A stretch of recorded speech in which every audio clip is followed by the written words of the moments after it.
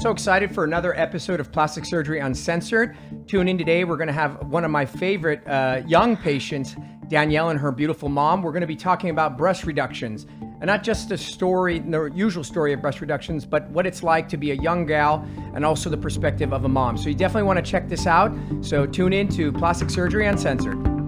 Welcome to another episode of Plastic Surgery Uncensored. I'm super excited. Today I'm very honored to have one of my favorite patients, Danielle, and her mom.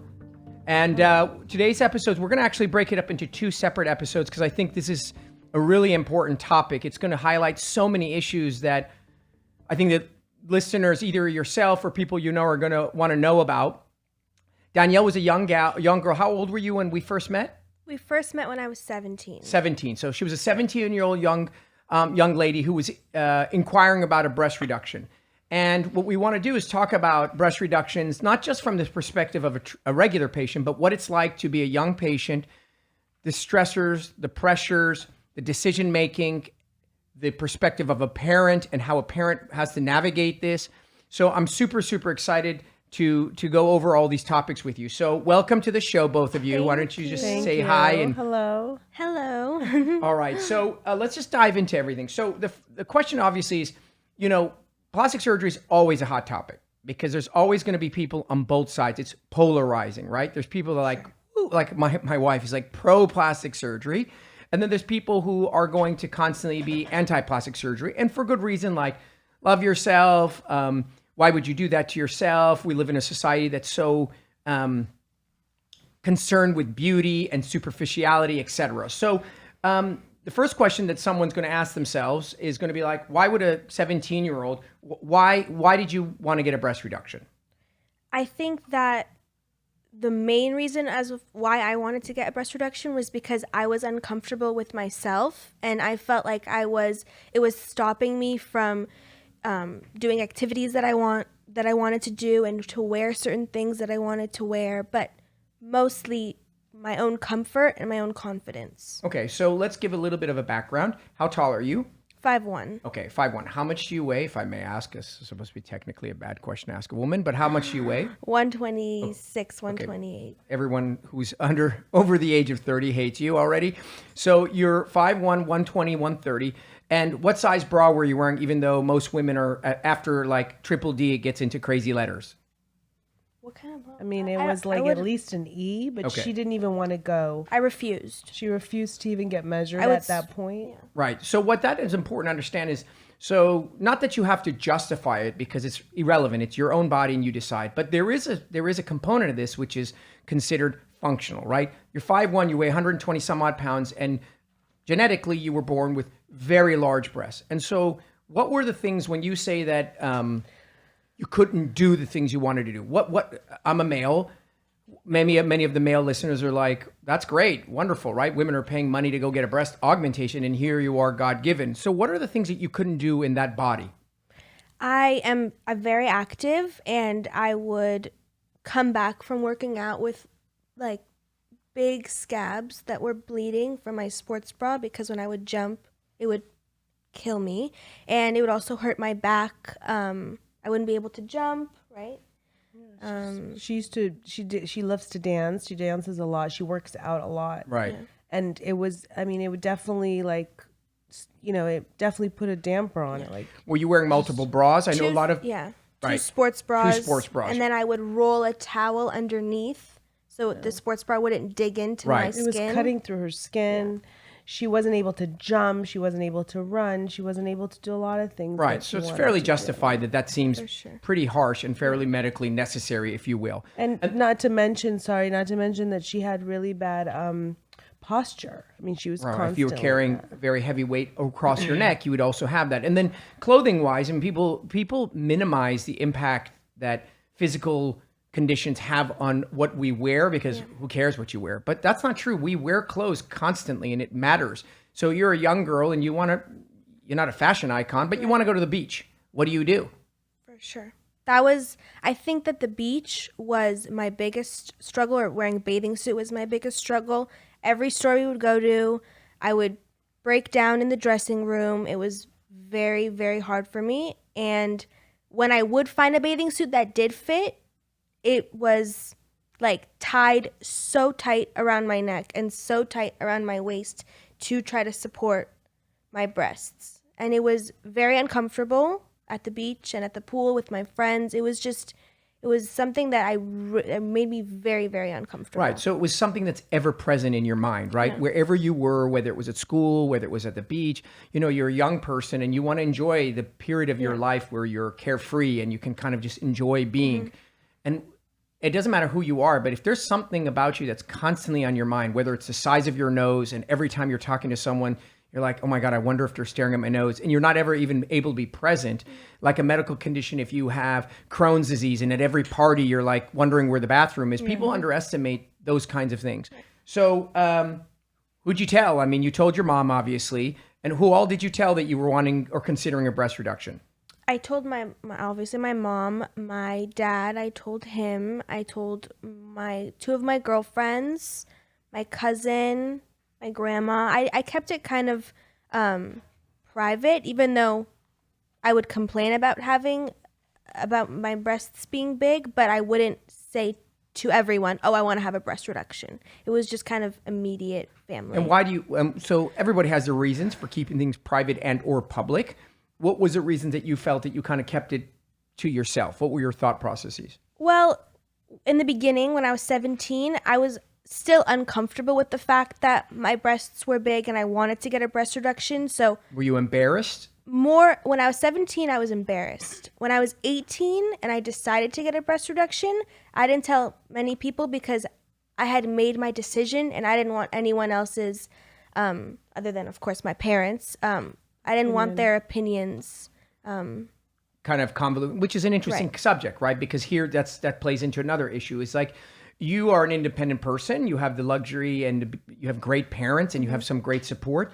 Often what I find is a lot of people allow other people to chatter in their lives. It doesn't really matter about what it is. Oh, I want to marry this guy. Well, is he or I want to buy this house. These big decisions in life, and we're looking for people to guide us. Yeah. But we often go to the wrong people for guidance, right? So chances are you go to your bunch of your girlfriends, maybe they're catty, you don't know how much your best interest they have in heart. Absolutely. And then they start telling you all kinds of crazy things, right? So good for you, because I think that's a very mature way to go about it. Whereas perhaps when you're younger, you may want to like tell all your girlfriends and make sure everyone supports you and is on board. Right. Maybe less so when you're an adult. So number one question people always ask about breast reductions, it doesn't matter if you're young or older, is what were your fears? So what are like, it would be great if I had a wand and I go ding and your breasts just shrink by 50% and off you go. But we both know that's not the case. So what are your fears? What were they?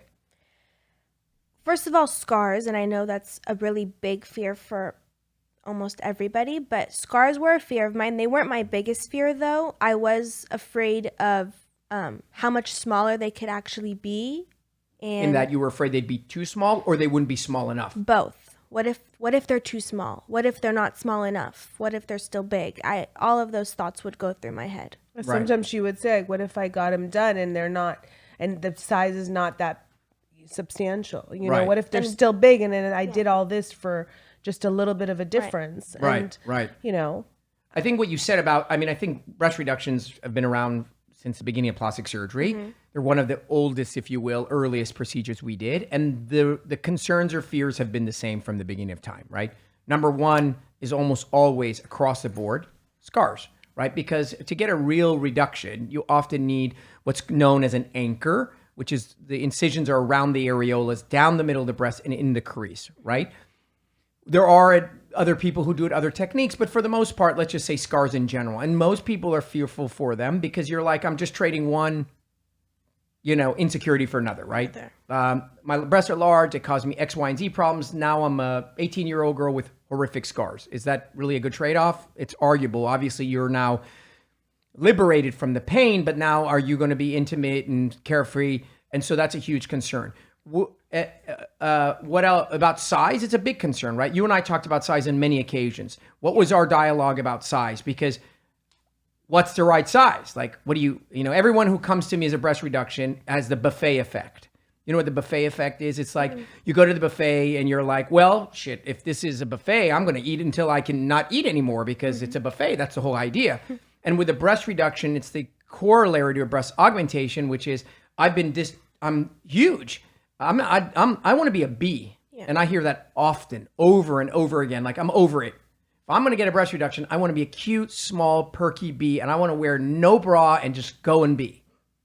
Right? That I mean, literally. So what's the right size? What was our dialogue? How do we decide size? Because I know a lot of people struggle with that. Well, I remember that you would always explain to me that you can only make it so small that it still needs to be a nice breast. It needs to be Round and not round, square. not square. It needs to be Boxy, I Boxy, think is right? the word you used is Right. boxy. And, you said you have to, take enough all around so it still has a nice shape and is. Right. So we talked about that, right? Yeah. Because there's a lot of, because breast reduction has a huge functional component, right? Part of it is they're large and they're droopy, and I'm a young girl and they don't look attractive. Right. In your instance, and in most patients, that's kind of like tertiary. First is they're huge and they're heavy and they're just hurting my back. So most people approach it from a functional standpoint, right? And it's kind of reconstructive, like, I just need them to be smaller. And they completely ignore and or forget that they need to be beautiful and attractive. You're how old now? 19. 19. Imagine you had ugly breasts, but they were smaller. Would you be happy? No. Would that have been a good trade-off? Would that have been like, well, I mean, 6 of one, half of the other? No, but at that time, you're not even thinking about that. And you assume incorrectly, and this is a huge topic that I try to stress when people come in for consults, that they're going to be pretty but smaller. And that is not the case, because the second issue with breast reductions after ugly scars is poor shape, boxy, flat, square, right? And did you look online and see a bunch of those online? A bunch. Yeah, it scares you when you go online and you start looking, and that's the younger generation. That's what they do. And you see all types, but that's where you have to obviously, choose the perfect doctor, the right doctor for you, the one that you feel the most comfortable with. And the one that, you feel like could do the best job. And also I feel like I think if you decide to do a breast reduction, I don't think it's the time to save, if one doctor is a little bit less expensive than the other doctor. I personally don't think that that's the time to save money. Right. And we'll get to that because I think that's really, really important. But I think what's really important, we want to stress right here, is that breast reductions are functional and cosmetic. And often the cosmetic is lost in the conversation. And so what that plays into is the idea of size. If you get to just say, I want to be a B, and your doctor nods his head and you become a B, but you have a very wide chest, Right. as do many breast reduction patients, you will be a flat, square B. You understand? Because it's the diameter of your chest, which is what we were talking about. You want the roundest, smallest breast that fits on your chest. What size is that? I have no idea, Exactly. right? Remember what I said to you? And you said, well, what size will I be? And I said, I have no idea. Why? Because unless you tell me, Dr. Bond, I don't care about the way they look, just make them a certain size, then I am obligated by geometry. I'm beholden to geometry. Geometry doesn't care about anything.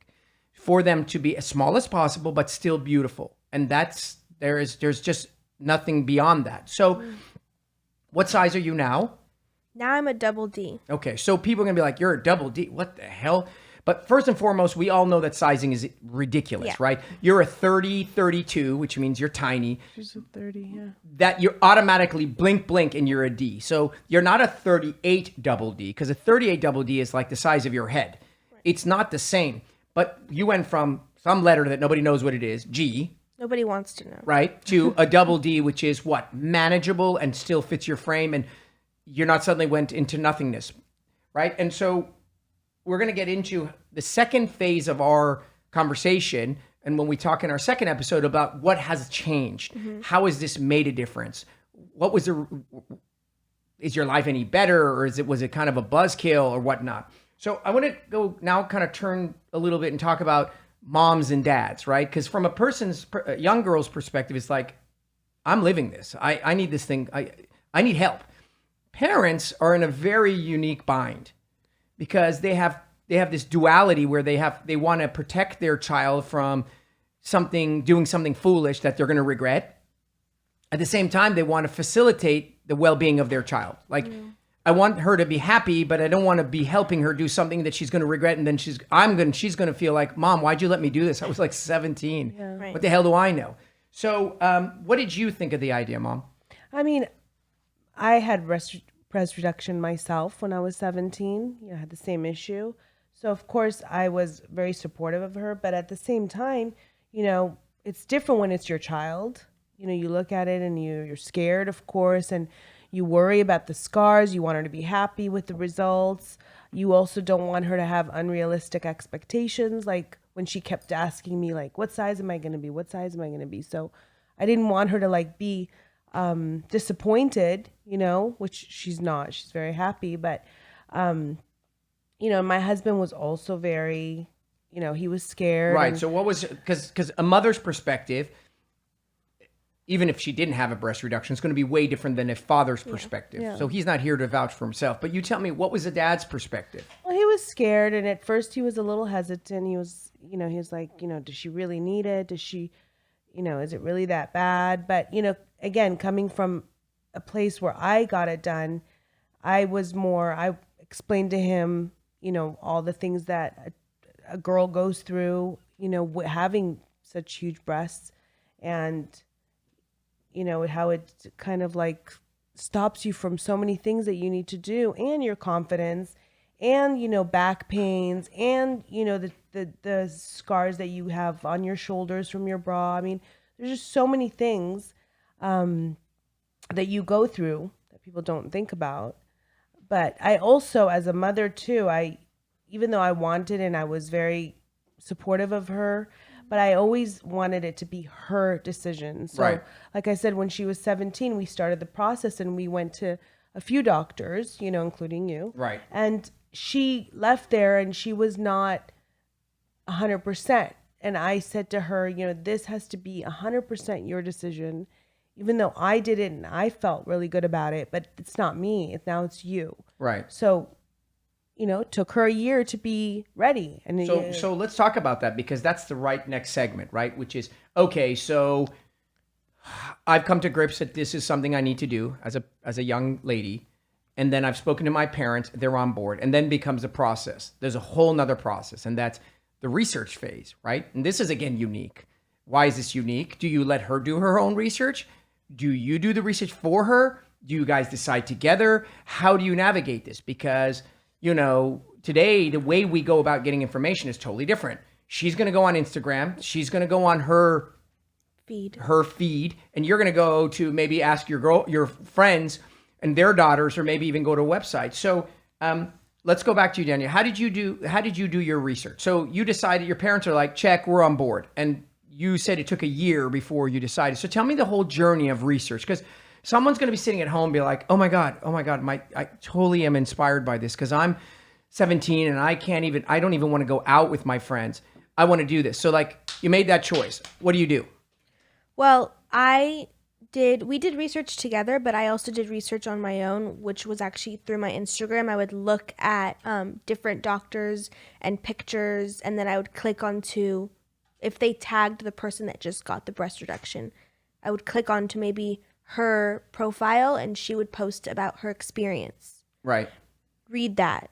And I read a few different stories, and each story ended in a positive way, and the woman was happy, and so it kind of continued to encourage me. But when it came to the process of finding a doctor, I was a little bit more about talking with my mom and my parents about what they thought, because I thought I trusted their opinion. So I think that's really, really important. So anyone who's listening to this, I want to really crystallize this.